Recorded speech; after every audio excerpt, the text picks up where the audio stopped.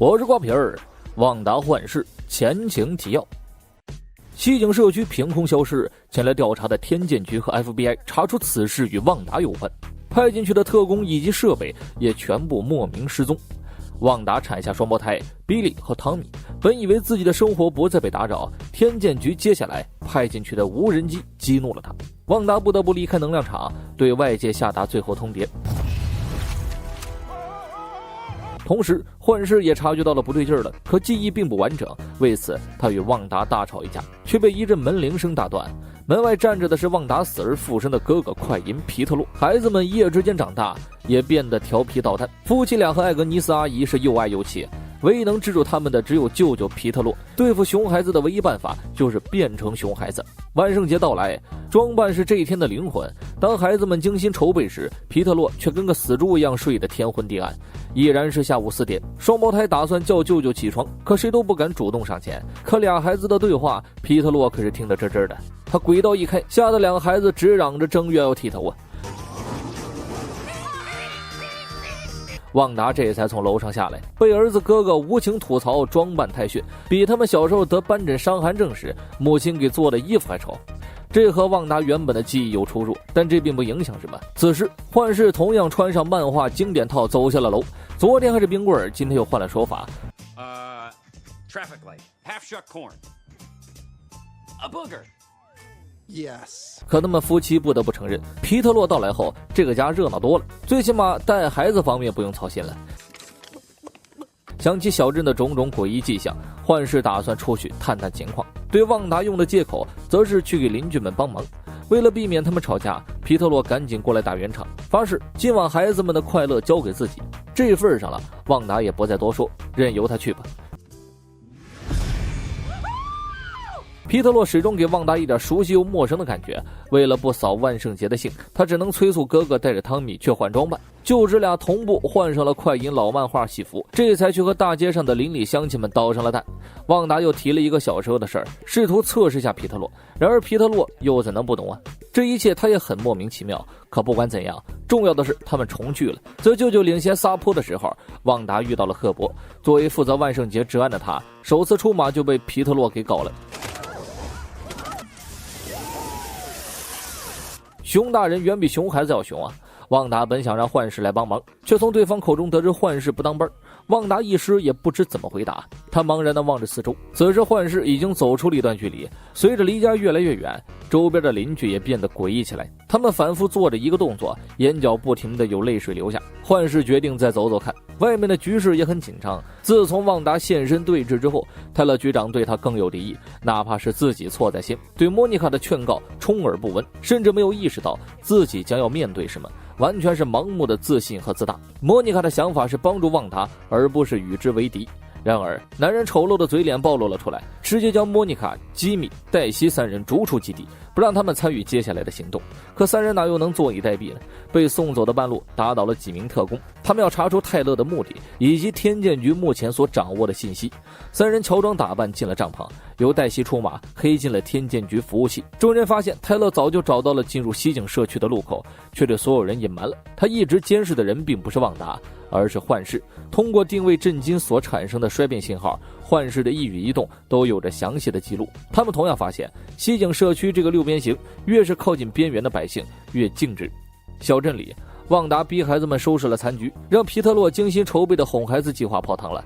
他对此很不满，本身自己就莫名其妙在大街上突然挨了一枪，然后脑子里不停地出现旺达的呼唤，接着他就赶了过来。妹妹是他唯一的亲人，只是兄妹俩对曾经的记忆都不一样，连口音也完全不同。孩子们发现几个街区外有卖各种稀奇古怪的糖果，汤米完全继承了舅舅的速度，这可给皮特洛乐坏了。这辈子都没有什么人能追上他，除了奥创那一梭子朴实无华的子弹。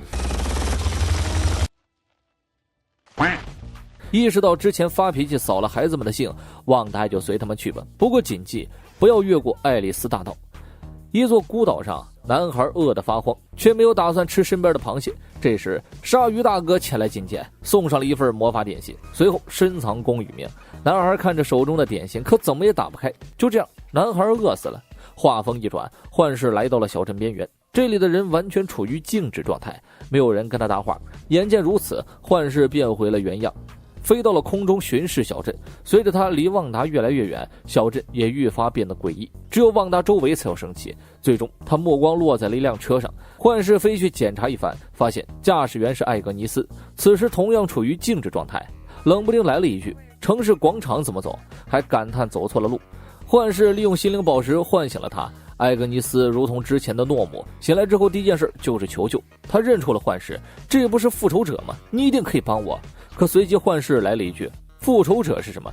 艾格尼斯还以为自己已经死了，不然为什么幻视会复活？他告诉幻视，没人能离开这里，旺达不会允许的。之后艾格尼斯开始重复，你已经死了，你已经死了。幻视只能将他恢复成洗脑状态。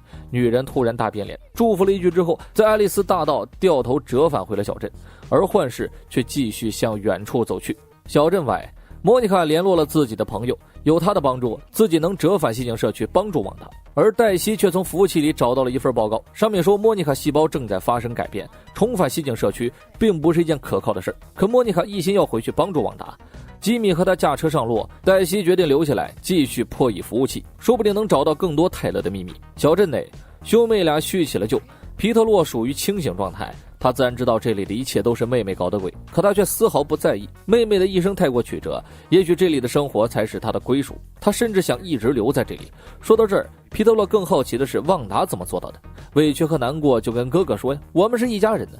旺达陷入了回忆，一切从何开始他也不记得了。当时自己很孤独空虚，情到深处他猛然回头，这一幕是真的阴间呢。另一边的幻视逐渐接近了能量场，他想要走出西景社区一探究竟。察觉到波动，天剑局全员戒备，目睹着幻视走了出来。黛西躲在暗处偷偷看着发生的一切。只见幻视走出能量场后，强如震惊的皮肤也开始崩裂。黛西不忍心冲上去要帮忙，却被天剑局铐在了车上。幻视一样会感觉到痛苦，可他还是恳求眼前的陌生人去帮帮小镇里的无辜百姓。可在场无一人回应，泰勒就这么冷漠地看着幻视，直到他的大半身体消散，无力地倒在地上。比利的心灵感应激活了，父亲的痛苦传递到了他的脑海里，他连忙拉着弟弟跑回去求救。现在只有母亲能够帮助到父亲。 Don't sweat it, sis. It's not like your dead husband can die twice. 皮特洛嘴欠一句被妹妹暴打，随后他让儿子集中精神去感应。听到幻视即将陨落的消息，旺达当场爆发，偌大的小镇瞬间冻结，他双眼发红，开始扩张六边形的范围。刚离开不远的莫妮卡和吉米吓得直接把油门踩到了底，距离最近的天剑局一众也开始逃跑，把可怜的黛西丢在了基地。能量场覆盖过的所有地方全部变了样，特工变小丑，飞机变气球。侥幸逃脱的泰勒已经无法联系到任何人，而能量场还在以肉眼可见的速度扩张。